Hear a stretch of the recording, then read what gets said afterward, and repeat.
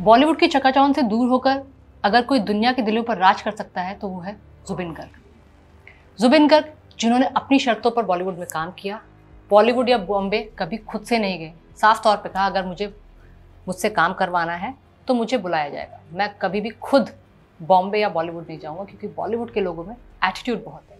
जब उनसे पूछा जाता था कि आप कंट्रोवर्सी में फंस जाते हैं और एटीट्यूड आप में है, तो वो हमेशा कहते थे मुझ में एटीट्यूड नहीं है, मैं स्वाभिमानी हूँ। दोस्तों, जुबिन गर्ग पंचतत्व में विलीन हो चुके हैं, लेकिन उनके गानों के ज़रिए वो हमेशा याद रखे जाएंगे।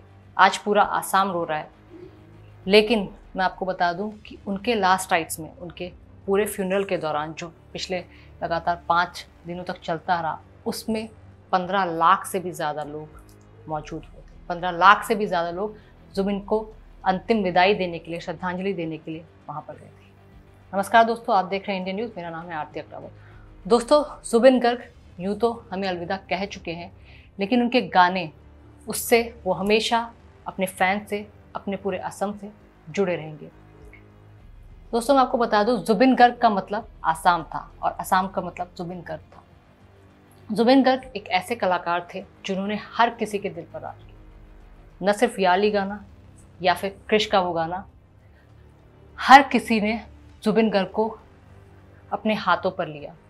न सिर्फ हिंदी गाने, न सिर्फ बॉलीवुड गाने, बल्कि 40 से भी ज़्यादा भाषाओं में जुबिन गर्ग ने गाने दिए। और कहा जाता है कि जुबिन गर्ग ने 40,000 से भी ज़्यादा गाने रिकॉर्ड किए अलग अलग भाषाओं में, जिसमें तेलुगु, तमिल, भोजपुरी, हिंदी, इंग्लिश, असमीज, न जाने और भी कितनी भाषाएं शामिल थी। एक बार तो उन्होंने एक दिन में 36 गाने रिकॉर्ड कर एक बड़ा रिकॉर्ड दर्ज कर दिया, तो जो आज तक किसी ने तोड़ा भी नहीं। लेकिन दोस्तों, जुबिन गर्ग की जब 19 सितंबर को मृत्यु हुई, उसके बाद से न सिर्फ बॉलीवुड, लेकिन असम पर जो चोट पहुंची है, वो शायद उसकी भरपाई शायद आने वाले कुछ सालों में भी नहीं हो पाएगी। क्योंकि जुबिन गर्ग ने जीते वक्त अपने असम को इतना प्यार दिया, हर किसी के लिए वो हमेशा खड़े रहे। यही कारण था कि असम उनके लिए रो रहा था। वो अक्सर कहा करते थे कि जब मैं मर जाऊंगा तब मेरे लिए मायाबिनी आप लोग साथ में गा देना। मायाबिनी उनका बहुत ज़्यादा पॉपुलर सॉन्ग है और ऐसा देखा भी गया उनके लास्ट राइट में हर किसी की ज़बान पर मायाबिनी था। हर कोई रो रहा था रोते हुए, लेकिन वो मायाबिनी गा रहा था। हर किसी को ये विश्वास भी नहीं हो रहा है कि उनके जुबिन दा उनके बीच में अब नहीं रहे। लेकिन दोस्तों, ये जो निधन इतना आसान दिखता है, क्या वो इतना आसान है? क्या वाकई में जुबिन गर्ग की मौत सीजर अटैक से हुई है? क्या वाकई में उनकी मौत बह जाने से हुई है? दोस्तों, सोशल मीडिया पे जुबिन गर्ग की निधन से पहले की कुछ वीडियो हैं जो वायरल हैं। उसमें साफ तौर पे देखा जाता है जब जुबिन गर्ग अपने दोस्तों के साथ, अपने मैनेजर सिद्धार्थ शर्मा के साथ वहाँ पर पार्टी कर रहे थे और वो स्कूबा डाइविंग एक बार करने उतरे। तो एक बार बोला जाता है कि वो डाइविंग करके आ चुके थे। उन्होंने जो लाइफ जैकेट पहनी थी वो ओवर साइज थी, जिसकी वजह से उन्हें शायद दिक्कत पेश आ रही थी, तो वापस आ गए थे। लेकिन उसके बाद वो विदाउट लाइफ जैकेट गए हैं और उसके बाद उनके शरीर में पानी भर गया। ऐसी तमाम बातें शायद मैनेजर की तरफ से कही गई है, जो सोशल मीडिया पे चर्चा का विषय बने हुए हैं।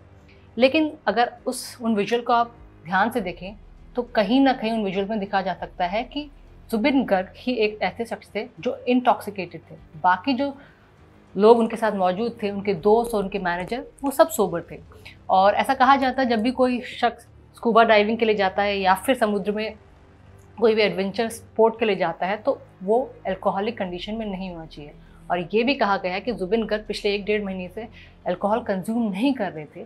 तो उस दिन ऐसा क्या हुआ जो उन्हें अल्कोहल लेनी पड़ी, क्योंकि वो सही से खड़े भी नहीं हो पा रहे थे। दूसरी ओर ये भी कहा जाता है कि जो उनके मैनेजर है सिद्धार्थ शर्मा, उन्होंने कहा कि उनकी बॉडी ने 30 मिनट के बाद रिस्पॉन्स करना बंद कर दिया था और उनके मुंह से ब्लू कलर के, उनकी बॉडी के आसपास, फेस का आसपास का एरिया ब्लू पड़ गया था। और ये भी कहा जाता है अगर फेस ब्लू पड़ रहा है तो उसमें कहीं ना कहीं पॉइजन की बात आती है। कुछ ऐसे डॉट्स हैं जिनको अगर कनेक्ट किया जाए तो हो सकता है ये गुत्थी सुलझ जाए। क्योंकि खुद सोशल मीडिया पर जुबिन दा के फैंस का कहना है कि ये इतनी आसान जो मौत दिखती है वो है नहीं, इसके पीछे ज़रूर कोई ना कोई बात है, कोई ना कोई राज है। हालांकि जुबिन गर्ग की पत्नी गरिमा ने ये साफ किया था कि उन्हें इस साल में 1-2 बार सीजर अटैक पहले भी आए थे। सीजर अटैक एक ऐसी कंडीशन होती है जहाँ पर ब्रेन की नसें काम करना बंद कर देती है लेकिन दोस्तों कुछ क्लिप्स जो सोशल मीडिया पे वायरल है उनके आधार पर हम कुछ डॉट्स कनेक्ट करने की कोशिश करते हैं। हो सकता है कि ये केस को नया मोड़ दे दे और जो सच्चाई है वो वाकई में सामने आ जाए। मैं आपको कुछ पॉइंट्स पढ़कर बताऊंगी जो सोशल मीडिया पर वायरल हैं, और ये पॉइंट्स शायद जुबिन गर्ग के मैनेजर सिद्धार्थ शर्मा के हवाले से भी हो सकते हैं, क्योंकि जुबिन गर्ग जो अल्कोहल कंज्यूम करते थे लेकिन पिछले 1-1.5 महीने से उन्होंने अल्कोहल को हाथ नहीं लगाया था, अगर ऐसी बातें आती हैं तो कहीं ना कहीं ये मौत सवाल उठाती है।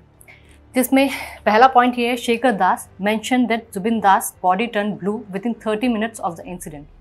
However, medically this condition is called livor mortis, which generally occurs only after 1 to 2 hours of death, creating doubts about the actual timeline. तो 30 मिनट के अंदर उनकी बॉडी ब्लू पड़ गई, लेकिन मेडिकल कंडीशन में ये कहा जाता है कि अगर ऐसा होता भी है तो बॉडी के ब्लू टर्न होने में कम से कम 1 से 2 घंटे का वक्त लगता है। तो कहीं ना कहीं सिद्धार्थ के बयान में विरोधाभास है। A video circulating online shows that Zubinda was unwilling to jump into the water. He kept objecting, clearly indicating hesitation and resistance. He was clearly persuaded with influence by the people around. इस पे साफ तौर पे कहा है, जैसा मैं आपको बता रही थी, कि जुबिंदा अनविलिंग थे और वो इस कंडीशन में भी नहीं थे कि वो पानी में उतर जाए, लेकिन उनके आसपास के मौजूद लोगों ने उन्हें परसुएड किया, उन्हें इन्फ्लुएंस किया कि वो पानी में जंप करें। और ये वीडियो है, वो अपना हाथ हटा रहे थे लेकिन उनके आसपास जो लोग मौजूद थे उन्होंने उन्हें फोर्स किया to jump into the water. The hospital authority stated drowning as a cause of death. Hospital authority ने कहा है कि बहने की वजह से उनकी मौत हुई है। वाइल शेखर, जो उनके मैनेजर हैं Shekhar, claim that saline was administered after he was rescued and brought to the coast. जब वो समुद्र के किनारे लाए गए तो उनको सेलाइन दिया गया। He was rescued and brought to the coast. Medical knowledge confirms that saline is never given to an unconscious drowning victim as it is harmful to the body, making these sentiments contradictory. ये कहा जाता है कि अगर कोई समुद्र में बह जाता है या फिर पानी में बह जाता है तो उसको तुरंत बाद सेलाइन नहीं दिया जाता है। तो ये कंडीशन भी, ये स्टेटमेंट भी कॉन्ट्राडिक्टरी है और ये स्टेटमेंट खुद शेखर की तरफ से आया है। The death certificate carries discrepancies including the wrong birth date of Zubinda. Moreover, the QR code printed on it does not function, raising question about its authenticity.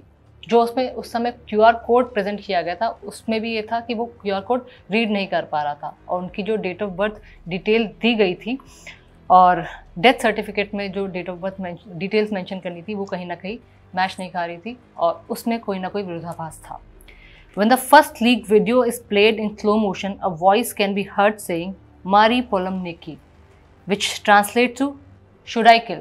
ये असमीज में बोला जा रहा है कि "Mari Polamniki," adding another layer of suspicion. तो ये एक और जो सुई है शक की तरफ गहराती है। There are reports of 11 Assamese individuals being present at the scene, yet their identities have not been disclosed, leaving a major gap in clarity. कहा जाता है कि वहाँ पर 11 और असमीज लोग थे जिनकी आइडेंटिटी अभी तक रिवील नहीं की गई है। ये भी संदेह मजबूत करती है। It's known that Zubeen Garg had abstained from drinking for over a month, so questions arises as why his assistant and manager would allow to encourage him or consume alcohol on that particular day. ये कहा गया कि 1 महीने से भी ज़्यादा का वक्त बीत चुका था जब जुबिन गर्ग ने अल्कोहल कंज्यूम नहीं की थी, तो उनके मैनेजर और उनके आसपास के लोग, उनके दोस्त उन्हें अल्कोहल पीने के लिए अलाउ कैसे कर सकते हैं। खासतौर पर उनके मैनेजर पर सवाल गहराते हैं। Another critical question remains unanswered. Who forced a drunk man into the water when he was clearly unwilling and incapable of handling himself? जब कोई अल्कोहल पीता है, इंटॉक्सिकेटेड होता है, तो वो अपने आप को खुद संभाल नहीं पाता, तो कोई कैसे ज़बरदस्ती कर सकता है उसको पानी में जंप करने के लिए, स्कूबा डाइविंग करने के लिए या फिर स्विमिंग करने के लिए। तो ये भी एक सवाल उठाती है। The second video further suggests that Zubin Garg was the only one intoxicated while the other presents were completely sober. This imbalance of circumstances cannot be ignored. ये भी circumstance है जो इग्नोर नहीं किया जा सकता क्योंकि सिर्फ जुबिन गर्ग थे जो इंटॉक्सिकेटेड थे, जो सही से खड़े नहीं हो पा रहे थे, बाकी उनके आसपास के लोग सोबर थे, अच्छी तरह बात कर रहे थे, खड़े हो पा रहे थे, चल पा रहे थे और पानी में अच्छी तरह तैर भी पा रहे थे।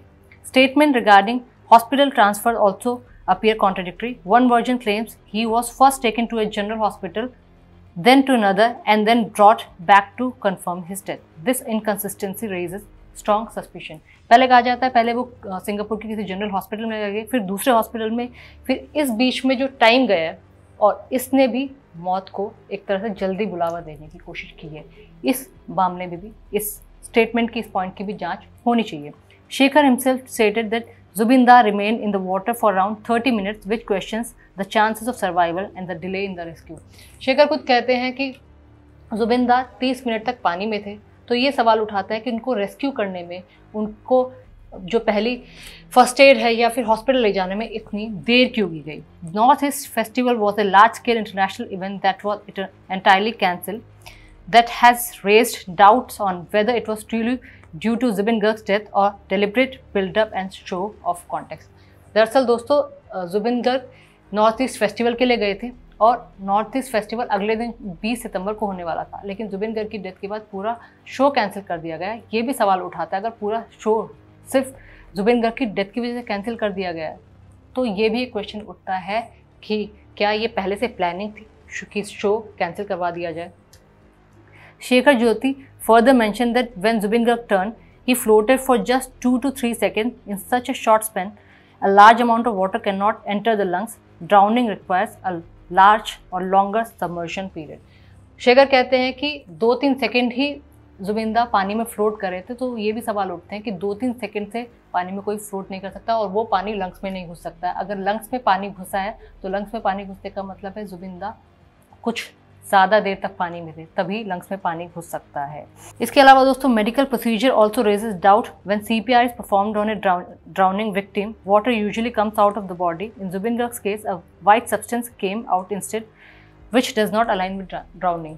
कहा जाता है कि जब कोई इंसान बह जाता है, डूब जाता है, तो उसको अगर CPR दिया जाता है तो पानी बाहर आता है, लेकिन जुबिन गर्ग के केस में एक वाइट सब्सटेंस बाहर निकला जो शायद वॉमिटिंग थी, जो क्लियर क्वेश्चन रेज करता है कि कहीं ना कहीं कुछ ऐसी चीज़ उन्हें पिलाई गई या फिर खिलाई गई हो जो बाहर निकली हो बाद में CPR देते टाइम।